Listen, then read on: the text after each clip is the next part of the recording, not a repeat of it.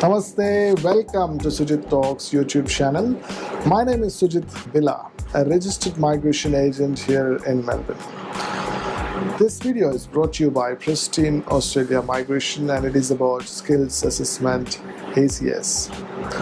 It's actually about a tribunal case where the applicant got a positive or a suitable outcome at ACS stage, went on to the department to get a 189 but got a refusal there, then went on to the tribunal to fight the case again, got a negative or unfavorable outcome there, which means the tribunal agreed with the department.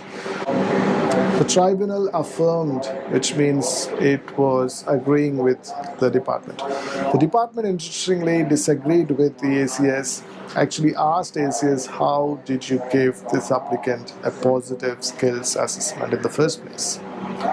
ACS said, look, the ideology was, according to our summary criteria, this applicant needed 6 years of work experience because the applicant had advanced diploma, and the applicant used 2 employment episodes, one from India and the other from Australia. So the first one, the employment episode, Indian experience, the department did their verification by looking at the website of that company, getting to know what's the starting date of that company, and checked with the starting day of the employment at that company. Interestingly, the applicant claimed that he was working in that company even before the company has started.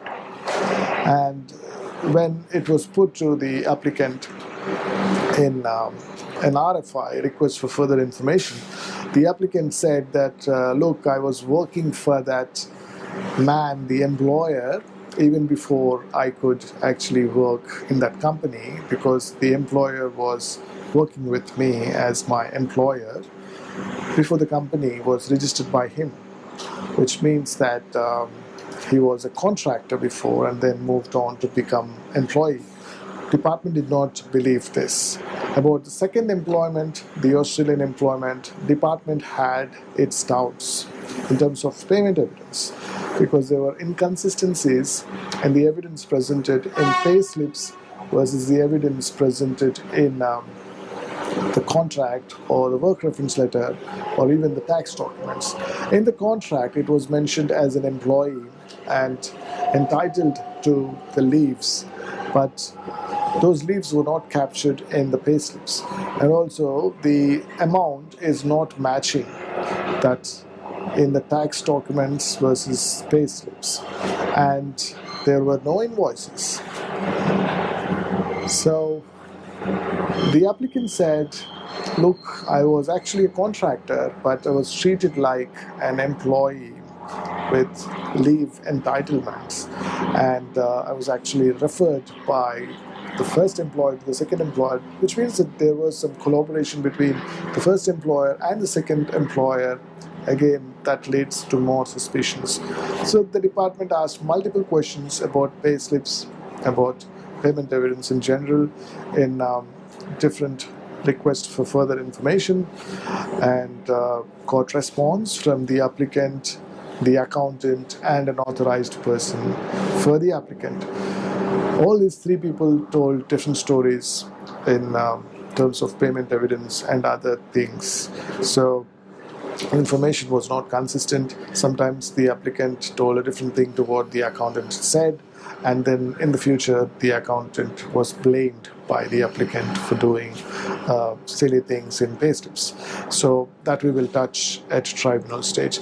So at department stage, the department came to an understanding that this application is not hoot, or there is false and misleading information from the applicant. Therefore, there are grounds for refusal under PIC 4020, and they put it to the applicant, why should we not refuse this application, and if there are any factors that you want to present, so that we will consider if this PIC 4020 be waived and the application is granted. But there were no factors as such identified by the department, so the department refused the case, and the applicant got disappointed and took that to the tribunal.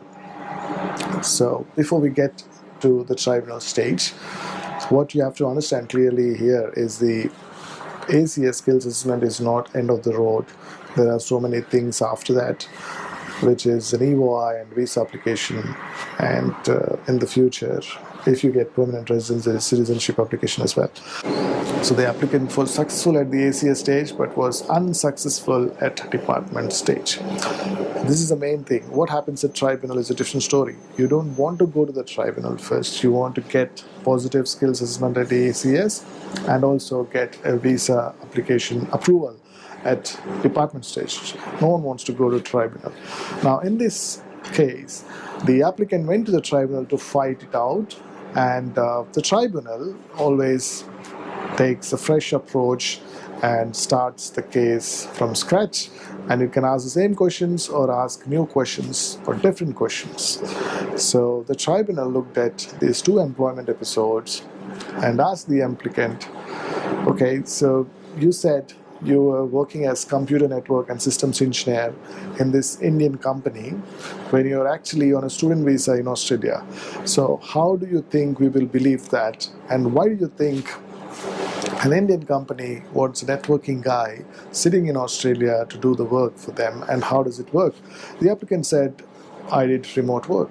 Then the tribunal said, well, do you really have to do remote work, and why does that company need a person sitting in Australia to do the remote work, and how can a networking guy do work remotely? The applicant said there were people working in the company on site, in the client side, at the client side, and then he was monitoring them or supervising them.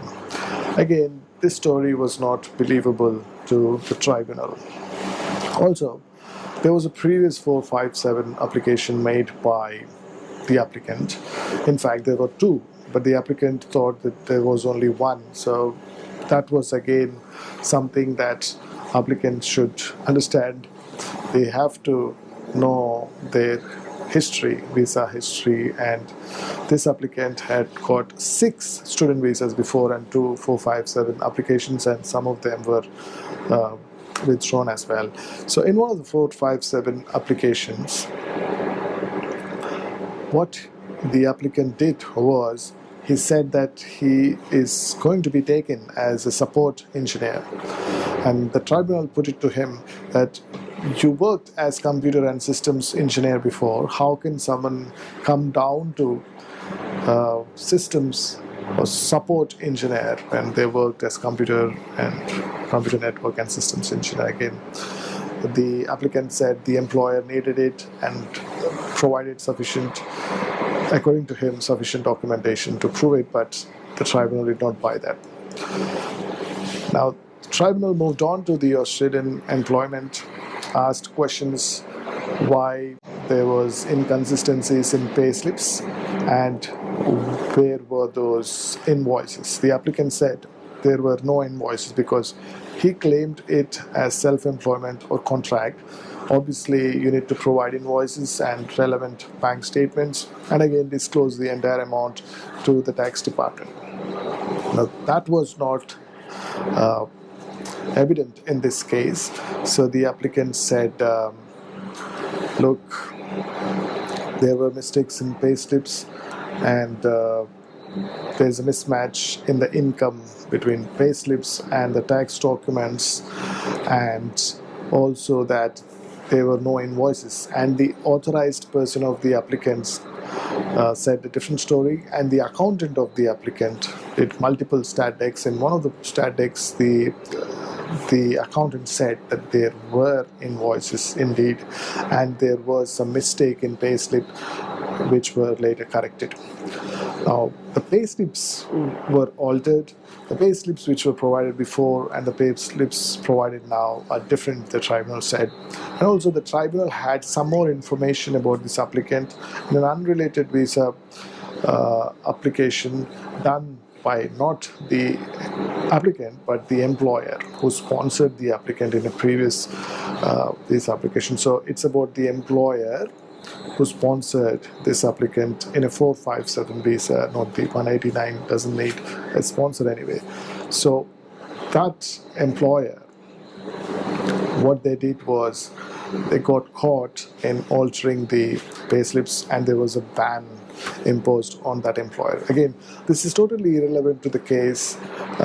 That's what tribunal thought, but the department had considered that information. But now the tribunal is comparing, okay, payslips there altered and here altered, but again they did not consider that in this case, but there was that information to the tribunal. So the more inconsistencies you have, the more trouble you can get into.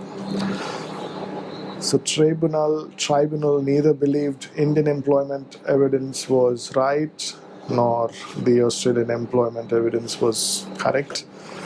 So they thought that there was clearly false and misleading information, and as a result they agreed with the department in refusing this application.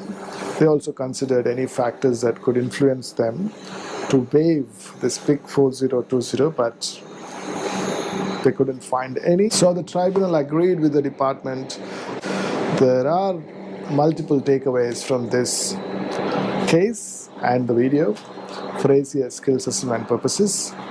Whenever you are disclosing your employment episodes, make sure that you disclose everything. In the resume, put everything in there what you have done, be it ICT or non-ICT. Recently in an ACR webinar, I asked this question to them. They said, yeah, you need to disclose everything so that they know exactly what the applicant has been doing. And in the future, you will be doing permanent residence applications or temporary residence applications. Everywhere you have to have information which is consistent and documents which are consistent. Starting from student visa, ending at citizenship application, the information should be consistent. That's number one, consistent information in documentation. Resume, Form 80, you name it. And in the visa application as well. In the EOI as well. So, there you go. Then you're looking at employment, payment evidence, and payment evidence for self-employed or contractors or sole traders in Australia or elsewhere in the world. For India it's different, for Australia it's different registrations, different disclosures, how you have to disclose to income tax. They're running a legitimate business, not just for migration purposes, but for your career development. You obviously have to disclose a lot of things that normally you wouldn't disclose, even if it's a legitimate business, because you might not be requiring to show so much of evidence to others. You're just running a business for your own thing, and all you have to do is you have to disclose to the department. But when it comes to immigration, now you're looking at providing evidence for your self-employment, which means you should have done all those things that a normal business would have done, so that you can show clear-cut evidence that you actually run the business and did those roles, and look at what ACS checklist and skills assessment guidelines are saying about self-employment. And you need to show more evidence than normal employment episodes, which means the bar is high to meet when it comes to skills assessment guidelines or the department verification.